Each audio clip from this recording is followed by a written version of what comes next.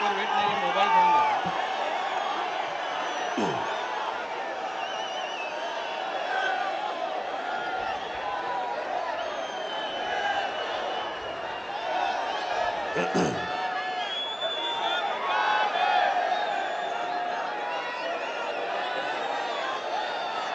सन्माननीय शरद पवार साहेब, सन्माननीय श्री उद्धव ठाकरे जी,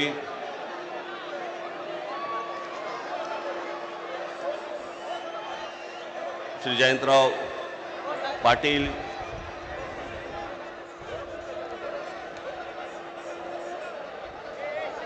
दुसरे पण जयंतराव पाटील, इथे दोन नावाचे दुबार बसलेले आहेत. इतर सर्व सन्माननीय आणि माझ्या सर्व जमलेल्या मतदार बांधवांनो, भगिनींनो आणि मातांनो,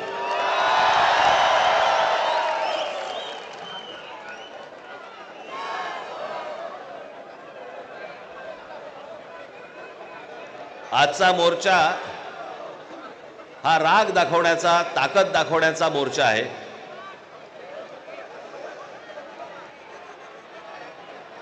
मतदारांना ए बाबा तो ड्रोन आहे ना, ड्रोन थोडं डोक्यावर आणि माझ्या वारा पडत होता.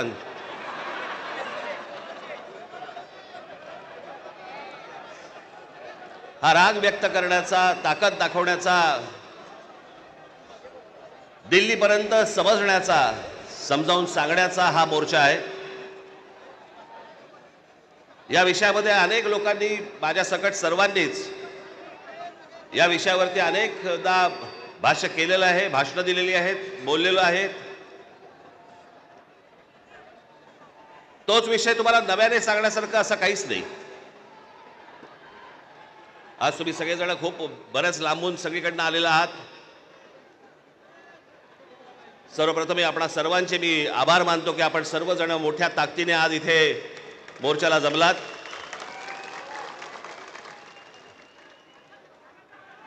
खरं तर छोटे विषय आहेत, काही फार मोठा विषय नाही हा.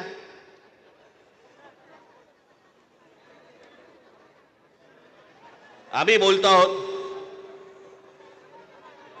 उद्धव ठाकरे बोलतायत, शरद पवार साहेब बोलतायत की याच्यामध्ये दुबार मतदार आहेत. शेतकरी कामगार पक्ष बोलतोय,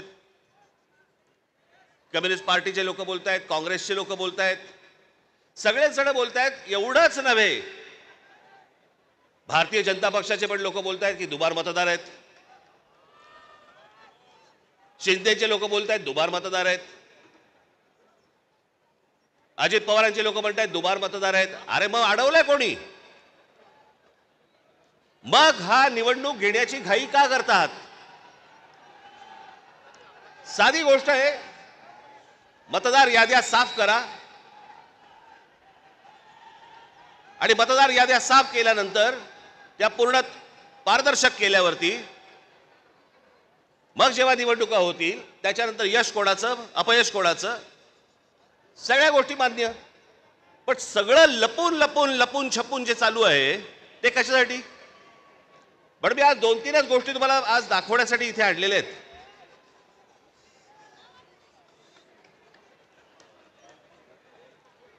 खरं तर हे 4,500 मतदार आहेत. 4,500 4,500 मतदार हे कल्याण ग्रामीण, डोंबिवली, मुरबाड आणि भिवंडी मधले मतदार आहेत.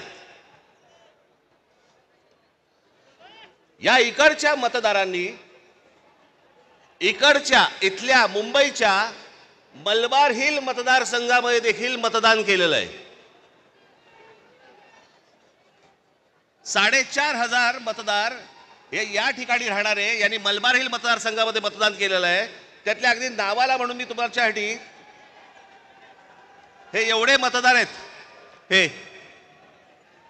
एवढ्या लोकांनी हे तिथे राहत आहेत, तिथेही मतदान केलं आणि मलबार हिल मध्ये देखील मतदान केलं. ह्याच्यातली म्हणून मी आत्ता जस्ट फक्त 3 नावं आणली आहेत. प्रभाकर तुकाराम पाटील, राम महादू भोईर आणि गजानन पुंडलिक भोईर. ही त्यांची मतदार यादी आहे. या मतदार यादीमध्ये त्यांनी त्या मतदारसंघांमध्ये देखील मतदान केलेलं आहे आणि मलबार मतदारसंघामध्ये देखील मतदान केलेलं आहे. असे लाखो लोक आहेत महाराष्ट्रभर की जे या मतदानासाठी म्हणून वापरले गेले.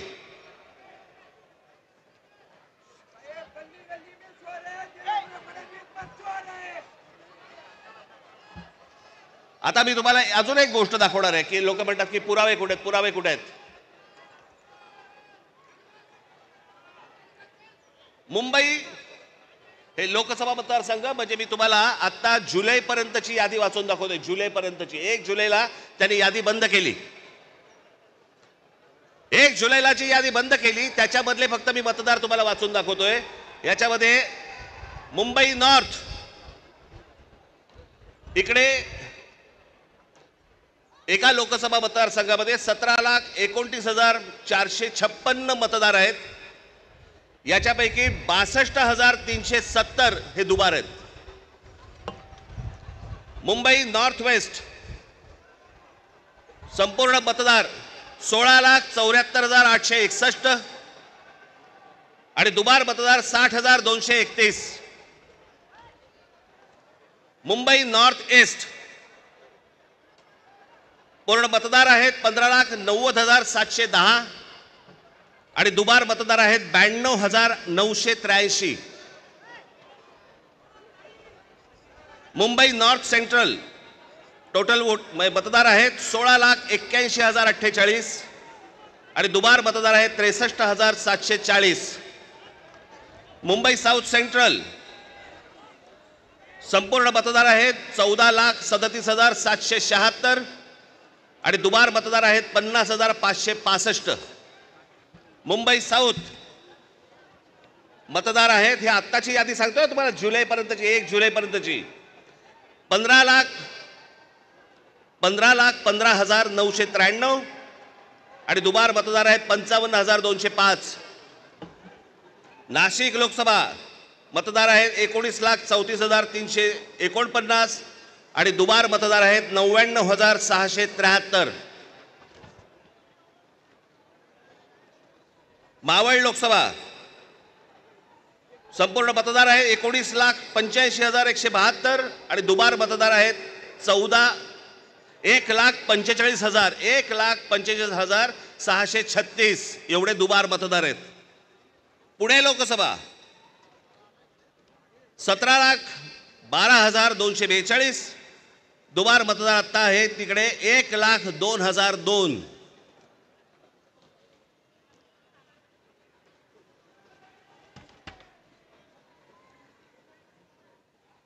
हे ठाणे लोकसभा इथे दुबार मतदार आहेत 2,09,981. लोक म्हणतील की बाबा हे आकडे तो बोलून दाखवलेत, पुरावा कुठे आहे? मी आज तुमच्यासाठी पुरावा देखील आणलाय ह्या सगळ्या दुबार मतदारांचा. काढते कापड. हे सगळे दुबार मतदार आहेत. हे एवढे सगळे दुबार मतदार आहेत. हे मी तुम्हाला आता जेवढे फक्त मतदारसंघ सांगितले तेवढ्यातले फक्त दुबार मतदार आहेत. म्हणजे तुम्हाला कल्पना येईल महाराष्ट्रामध्ये काय प्रकारचा गोंधळ येतो. आणि एवढे पुरावे दिल्यानंतर देखील हट्ट सुरू आहे की नाही कोर्टाने सांगितलंय जानेवारीत निवडणुका घ्या. कशा घ्या, का घ्या, कोणाला आहे घाई? 5 वर्ष निवडणुका घेतल्या नाहीयेत. 5 वर्ष, अजून 1 वर्ष गेलं तर काय फरक पडणार आहे? काय फरक पडतो? 5 वर्ष काही फरक नाही पडला, अजून 1 वर्ष गेलं.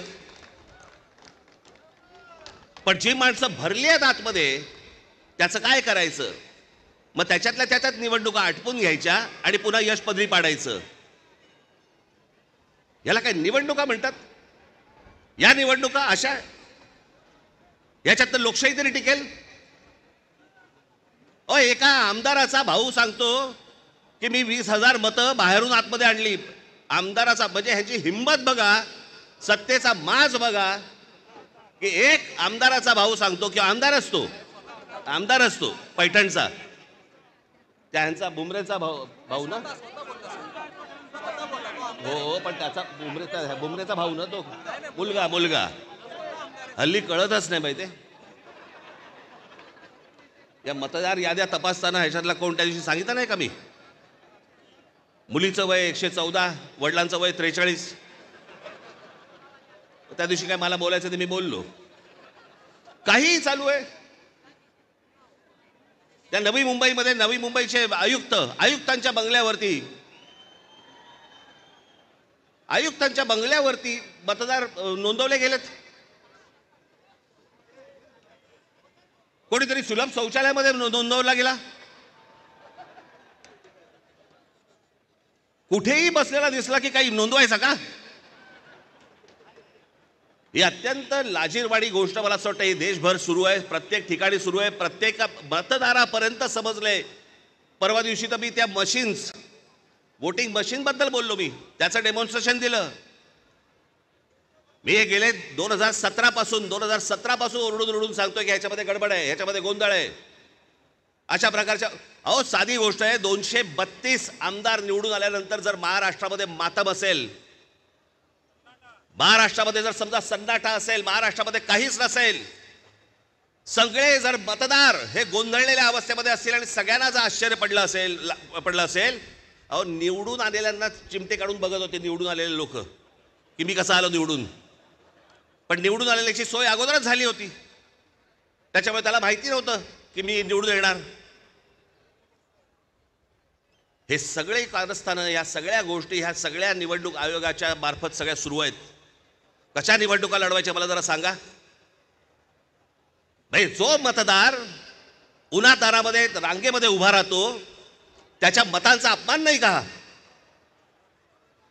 म्हणजे मतदारांनी मतदान नोंदवायचं, कुठेही करायचं, पण मॅच अगोदरच फिक्स आहे, त्याच्या मताला काय किंमत आहे? आणि म्हणून मला आपल्याला सांगायचं आहे की आता जी काही कायदेशीर कारवाई प्रोसेसची सुरू आहे, मला असं वाटतं उद्धव ठाकरे आपल्याशी या संदर्भामध्ये बोलतीलच, सांगतीलच आपल्याला.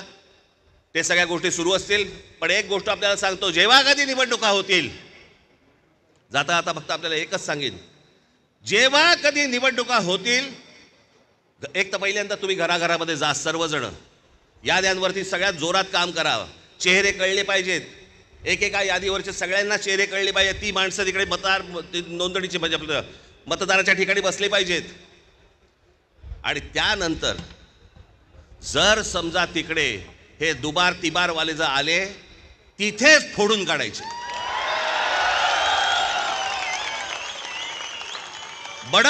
बडवायचे आणि मग पोलिसांच्या हातात द्यायचे. त्याशिवाय हे वटणीवरती येणार नाही. त्याशिवाय हा महाराष्ट्रामधला जो चाललेला कारभार आहे हा वटणीवरती येणार नाही. आज आपण सगळेजण इतक्या मोठ्या संख्येने इकडे सगळेजण आलात, मी आपल्या सर्वांचे मी आभार मानतो आणि आपली सर्वांची रजा घेतो. धन्यवाद. जय हिंद, जय महाराष्ट्र.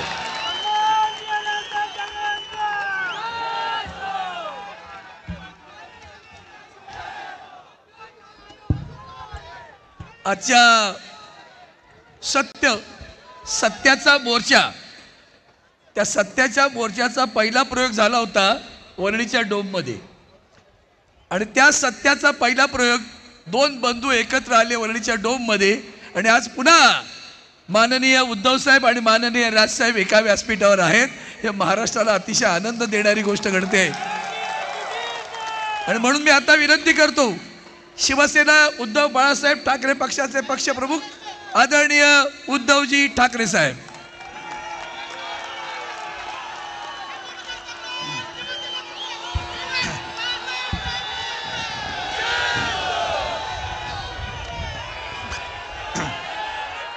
व्यासपीठावरील सर्वच मान्यवर आणि तुमचं वर्णन काय करायचं, जमलेल्या माझ्या तमाम जागरूक देशभक्त आणि खऱ्या मतदार बांधवांनो, भगिनींनो आणि मातांनो, माझ्या आठवणीप्रमाणे संयुक्त महाराष्ट्राच्या नंतर महाराष्ट्रामध्ये सर्व राजकीय पक्षांची एकजूट पहिला प्रथम झाली असेल. ही विरोधी पक्षांची एकजूट नाही, ही लोकशाहीचं प्रतिनिधित्व आणि लोकशाहीचं नेतृत्व करणाऱ्या सर्व राजकीय पक्षांची एकजूट आहे. आणि मतचोरी करणाऱ्यांना सांगतो की आज नुसती ठिणगी बघताय, या ठिणगीचा वणवा कधी होऊ शकेल एवढं लक्षात ठेवा. तुमच्या बुडाला आग लावण्याची ताकद या ठिणगीमध्ये आहे.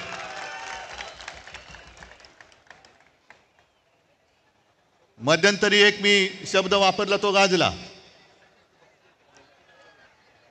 कोणता शब्द तुम्हाला कळेल?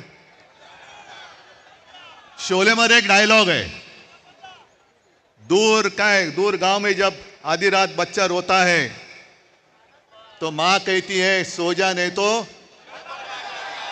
तसं आज तुम्हाला सांगतोय की आता जागे झाल्यात, जागे राहा, नाहीतर ॲनाकोंडा आ जाएगा. या ॲनाकोंडाला आता आपल्याला कोंडावंच लागेल, कारण नाहीतर हे सुधारणार नाहीत. मला एका गोष्टीचं आश्चर्य वाटतं की एवढ्या सगळ्या धडधडीत पुरावे, आज राजनीती किती डोंगरच आहे तो, रोज कुठून ना कुठून तरी पुरावे येत आहेत, तरी सुद्धा विरोधी पक्षांनी म्हणजे आपण कोणत्या मतदारसंघात कसा लाभ घेतलेला आहे याचा पर्दाफाश मी करेन. मी मुख्यमंत्र्यांना तुमच्या सगळ्यांच्या साक्षीने आव्हान देतो आहे की तुम्ही आमचा पर्दाफाश करूनच टाका एकदा. काय ते दूध का दूध पाणी का पाणी. पण जेव्हा मुख्यमंत्री असं बोलतायत याचा अर्थ मुख्यमंत्र्यांनी सुद्धा ते मान्य केलंय की मतचोरी झालेली आहे, मतचोरी होते आहे. आज मला अभिमान आहे एका गोष्टीचा. आपण दरवेळेला असं म्हणतो की महाराष्ट्र देशाला दिशा दाखवतोय. आज संपूर्ण महाराष्ट्र आपल्या रूपामध्ये एकवटलेला आहे आणि तो देशाला दिशा दाखवतोय. मी तुमच्या सगळ्यांवरती आता एक जबाबदारी टाकतोय. तुम्ही सगळे आपण बाकीचे आपले पक्ष वगैरे बाजूला ठेवून एकवटलेलो आहोत. ज्या गोष्टी आता आम्ही करतो आहोत, शिवसेना, महाराष्ट्र नवनिर्माण सेना, राष्ट्रवादी काँग्रेस, कम्युनिस्ट, शेतकरी कामगार पक्ष सगळ्यांचे कार्यकर्ते करतायत, तसं मी सर्व मतदारांना आवाहन करतोय, राज्यातल्या नव्हे तर देशातल्या, की सगळ्या जणांनी आपापलं नाव आपल्या यादीत आहे की नाही हे पुन्हा जाऊन तपासा. आणि आपल्या घरामध्ये आपल्याला न दिसणारी, आपली परवानगी न घेतलेली माणसं राहतात की नाही हे सुद्धा तपासा. कारण जर शौचालयामध्ये 100 माणसं राहत असतील तर तुमच्या घरात किती राहू शकतात?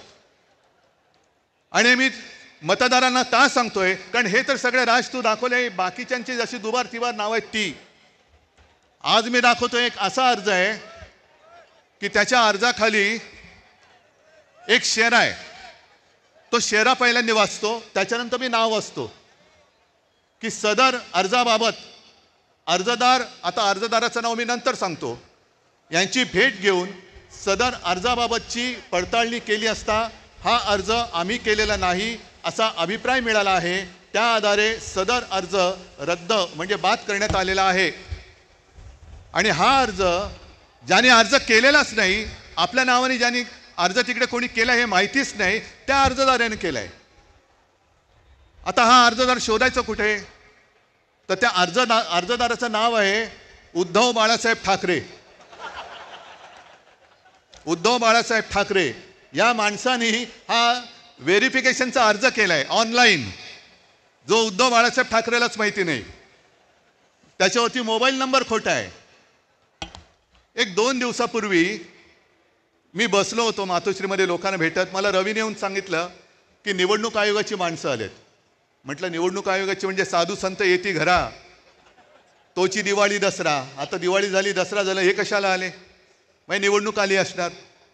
मग त्यांना बोलवलं, त्यांना विचारलं, सगळी मराठी माणसं, त्यांची काही दोष नाही, आमच्याच गव्हर्नमेंट कॉलनीमध्ये राहणारी. आणि म्हटलं बोला, काय माहिती पाहिजे तुम्हाला? नाही तुम्ही सांगा. म्हटलं मी काय सांगू, मला काय माहिती तुम्हाला काय पाहिजे? नाही टेलिफोन नंबर बरोबर आहे का? म्हटलं टेलिफोन नंबर खोटा आहे. मग आणखीन काय तुम्हाला सांगायचं? म्हटलं मी कशाला, तुम्ही माझ्याकडे आलात? नाही तुम्ही अर्ज केलाय व्हेरिफिकेशनसाठी. मग मी अनिल परबना विचारलं, अनिल देसाईला विचारलं, सूरजला विचारलं, कोणी आपल्याकडनं अर्ज केलेला नाही. आणि विशेष म्हणजे हा अर्ज कधी केला गेला आहे 23/10/2025 म्हणजे कालच्या 23 तारखेला अर्ज केला गेलेला आहे. आणि कुठून केला आहे? ते सक्षम नावाचं ॲप आहे. तर सक्षम नावाच्या ॲपवरनं हा प्रकार कशासाठी कोण करत होतं? मी रितसर तक्रार केली की कोणी हे केलेलं आहे. याचा अर्थ असा की माझ्या नावाने खोट्या नंबरवरून OTP काढण्याचा प्रयत्न झालाय. हे सगळं प्रकरण हॅक करण्याचा प्रयत्न झालाय. आणि कदाचित आपण 14 आणि 15 तारखेला हा विषय हातात घेतल्यानंतर 23 तारखेला अर्ज केला गेलाय. म्हणजे माझ्या सकट माझ्या कुटुंबातील 4 जणांची नावं मतदार यादीतून बाद करण्याचा प्रयत्न केला गेलाय का, हे आता आपल्याला शोधलं पाहिजे. कारण नक्की काहीतरी याच्यात डाव आहे. आज इतके वर्ष मी मतदान करतोय, पूर्ण कुटुंब मतदान करतोय. अरे एका पक्षाचा प्रमुख म्हणून मी निवडणुकीचा प्रचार करतो आहे. साध्या गोष्टी आम्हाला नाही कळत. ह्याचाच अर्थ असा की जयंतराव तुम्ही जे बोलला तर त्यांचा सर्व्हर कोणाच्या तरी ऑफिसमध्ये आहे. आपल्या विजय वडेट्टीवारांनी एकाचं तर नावच घेतलं होतं की ही पक्षाची लोक, ही पूर्ण यंत्रणा, ॲप सकट सगळे सर्व्हर हे यांच्या हातामध्ये आहेत. कोणाची नावं टाकायची, कोणाची नावं काढायची, कोणी किती वेळा मतदान करायचं. आमचं म्हणणं असं अजिबात नाही की आम्ही निवडणुका होऊच देणार नाही. आम्हाला निवडणुका पाहिजेत. आम्ही सुद्धा यांना एकदा लोकशाहीच्या मार्गाने ठोकायला आसुसलेले आहोतच. पण सदोष आणि चोरी करून तुम्ही जर का आधीच निकाल ठरवून निवडणुका घेणार असाल तर मग जनतेने ठरवायचे की निवडणुका होऊ द्यायचे की नाही. आम्ही नेतृत्व करतो. कोणासाठी करतो? जनतेसाठी करतो आहोत. आमच्यातले सगळे पक्षभेद मतभेद बाजूला ठेवून आम्ही या देशातली लोकशाही जिवंत ठेवण्यासाठी एकत्र आलेलो आहोत. हे केवळ मला काहीतरी व्हायचंय, यांना काहीतरी व्हायचंय एवढ्यासाठी नाही, तर या देशामध्ये आपल्या डोळ्यात देखत लोकशाहीचा खून होतो आहे. आणि खून करणारे आपल्या समोर दिमाखात त्या खुर्चीवर बसलेत आणि त्यांच्या चरणी घालीन लोटांगण आम्हाला आमच्या आईवडिलांनी शिकवलेलं नाही. एवढी लाचारी करणारी अवलाद या महाराष्ट्राने कधी बघितलेलं नाहीये. आणि म्हणूनच हे जे काय चाललेलं आहे हे नुसतं आम्ही येतोय, राज काहीतरी करतोय, मी काहीतरी करतोय, पवार साहेबांची राष्ट्रवादी आणि त्यांचे सगळे नेते करतायत, शेका पक्ष करते, काँग्रेस करते, एवढ्या पुरतं नाहीये. आजपासून तुम्ही सगळ्यांनी आणि प्रत्येक राज्यातल्या प्रत्येक नागरिकांनी ही जबाबदारी घेतली पाहिजे की मत चोर जिकडे दिसेल तिथल्या तिथे त्याला फटकावला पाहिजेच. लोकशाही मार्गाने फटकवा. आता लोकशाहीचा मार्ग तुम्हाला माहिती आहे. आम्हाला कायदा हातात घ्यायचा नाहीये, पण कायद्याचा खोटा दांडुका जर आमच्या डोक्यात मारणार असाल तर त्या दांडुक्याचं सुद्धा काय करायचं हा सुद्धा निर्णय घ्यायला ही महाराष्ट्रातली जनता सक्षम आहे. परत एकदा सांगतो, आज ही सगळी एकजूट झालेली आहे. ॲनाकोंडा तर बसलेलाच आहे. मी मागे सुद्धा तुम्हाला आवाहन केलेलं आहे की जसजशी निवडणूक येईल तसतशी यांची दडपशाही सुरू होईल. आम्ही प्रामाणिकपणाने कायदेशीर मार्ग अवलंबतो आहोतच. येत्या काही दिवसात हे सगळे पुरावे घेऊन आपण न्यायालयात जाणार आहोत. बघू न्यायालयामध्ये तरी आपल्याला न्याय मिळतो की नाही याची सुद्धा परीक्षा होईल. निवडणूक आयोग तर तिकडे लाचार झालेलाच आहे. शिवसेनेची केस तिकडे सर्वोच्च न्यायालयात 3-4 वर्ष सुरूच आहे. पण आता मात्र आम्हाला न्याय पाहिजे. सगळे साक्षी पुरावे दिल्यानंतर आम्हाला आता न्याय मिळाला पाहिजे.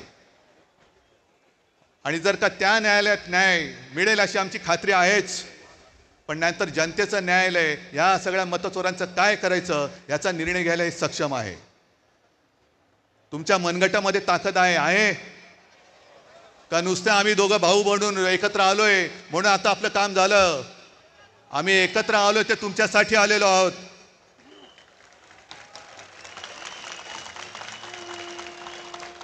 आम्ही एकत्र आलो आहोत ते मराठी माणसासाठी आलो आहोत. आम्ही एकत्र आलो ते हिंदूंसाठी आणि महाराष्ट्रासाठी आलेलो आहोत. पण अशा वेळेला आम्ही पुढे जात असताना तुम्ही भक्कमपणाने साथ देणं हे तुमचं कर्तव्य आहे. आणि जर साथ देण्याची तुमच्यात धमक असेल तर एकदाच मला दोन्ही हाताच्या मुठी आवडून वरती करून दाखवा. आणि मुद्दामून या तुम्हाला सांगितले कारण फोटोग्राफरने फोटो घेऊन हा मतचोरांच्या बादशाकडे पाठवून द्या. बघा ही मूठ महाराष्ट्राने आवडलेली आहे. जर मत चोरी करून तुम्ही निवडणुका घेण्याचा प्रयत्न कराल तर ही मूठ तुमच्या टाळक्यात हाणल्याशिवाय राहणार नाही. जय हिंद, जय महाराष्ट्र.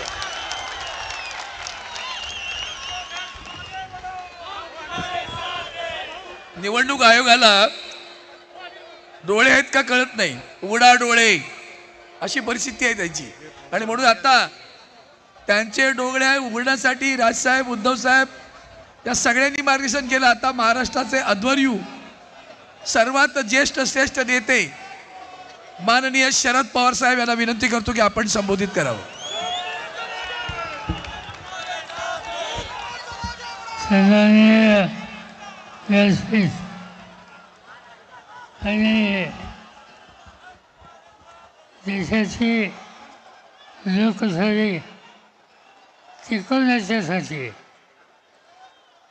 पहिले तिथे कष्ट करायला तयार असलेले तुम्ही बंधू भगिनी, आजचा हा मोर्चा मला काही जुन्या गोष्टी याचा आठवण करून देतो. मला आठवतं 1978-19 या काळात महाविद्यालयामध्ये शिकत असताना संयुक्त महाराष्ट्रात असण्यासाठी असे मोर्चे निघाले आणि काळा घोडा आणि त्याचा परिसर, तिचे मोर्चे एक प्रकारचा इतिहास निर्माण करणारे हे मोर्चे होते. आणि त्यानंतर आज तुम्ही सगळ्यांनी जी जबरदस्त एकजूट दाखवली, त्यातून संयुक्त महाराष्ट्र याची जी चळवळ होती त्याची आठवण होती. आज एक महत्त्वाचा विषय आपण हातात घेतो. आपण स्वतःसाठी काही मागत नाही. आपण एवढंच म्हणतो की लोकशाहीमध्ये संविधानानं जो अधिकार तुम्हा आम्हाला दिला त्याचं जतन करणं याची आज वेळ आली. आपण बघितलं निवडणुका झाल्या आणि त्या निवडणुकीमध्ये विशेषतः विधानसभेच्या निवडणूक जे काही प्रकार झाले त्यामुळं सामान्य माणसात संसदीय लोकशाही यावरचा विश्वास याला धक्का बसला. आज अनेक ठिकाणी लोक अस्वस्थ आहेत. आता या ठिकाणी उत्तमराव जानकर सोलापूर तिथे आमदारांनी त्यांचा अनुभव तुम्हा सगळ्यांच्या समोर सांगितला. त्याचं स्पष्ट होतं की सत्तेचा गैरवापर सातत्यानं केला जातो आणि याला तोंड द्यावं लागेल. राजकीय मतभेद असू शकतात, निवडणुकीमध्ये संघर्ष असू शकतो, पण या सगळ्या गोष्टी विसरून आम्हाला एक व्हावं लागेल आणि या देशाचा मतांचा अधिकार, लोकशाहीचा हा अधिकार हा जतन करणं हेच आमचं कर्तव्य आहे. हा दृष्टिकोन ठेवून आपण आज या ठिकाणी निर्धार केला पाहिजे. काही ठिकाणी काही लोकांनी तक्रारी केल्या, काही ठिकाणी सांगण्यात आलं की इथं बनावट आधार कार्ड हे मिळतात. माहिती दिली, कलेक्टरनं सांगितलं सिद्ध करून द्या, हे आव्हान आलं, डेमो दाखवला आणि हे दाखवून हा आरोप सिद्ध ज्यांनी केला त्याच्यावर गुन्हा दाखल केला. खोटं जे आहे ते सांगण्याचा, सिद्ध करण्याचा प्रयत्न कोणी केला तर त्याच्यावर गुन्हे दाखल होतात. याचा अर्थ हे शासन या सगळ्याला संरक्षण देतं, पाठपुरावा करतं. आणि त्यामुळं तुमची माझी ही जबाबदारी आहे. काही करा, पण आम्ही हा मतदानाची करून फाडणारी चोरी आहे, ती चोरी आम्ही थांबवणार. आज या ठिकाणी इथून जाताना आपल्याला आज निकाल घ्यायचा आहे. आम्ही अनेक पक्षात आहोत, विचारधारा वेगळी आहे, कधी मतभेदी असतात, पण आज देशाची संसदीय लोकशाही ही शिकवायची असते, मताचा अधिकार हा शिकवायचा असते, तर तुम्हाला मला एक व्हावं लागेल. मी तुम्हाला खात्री देतो, आज व्यासपीठावर असलेले सगळे नेते आणि सरकारी या सगळ्यांच्या वतीनं आम्ही असा निकाल घेतला. काय पर्यंतची किंमत देऊ, पण ही चोरी थांबवू आणि या देशाची लोकशाही टिकेल कशी याची खबरदारी घेऊ, एवढंच या ठिकाणी सांगतो आणि आपल्या सगळ्यांची रजा घेतो. जय हिंद, जय महाराष्ट्र.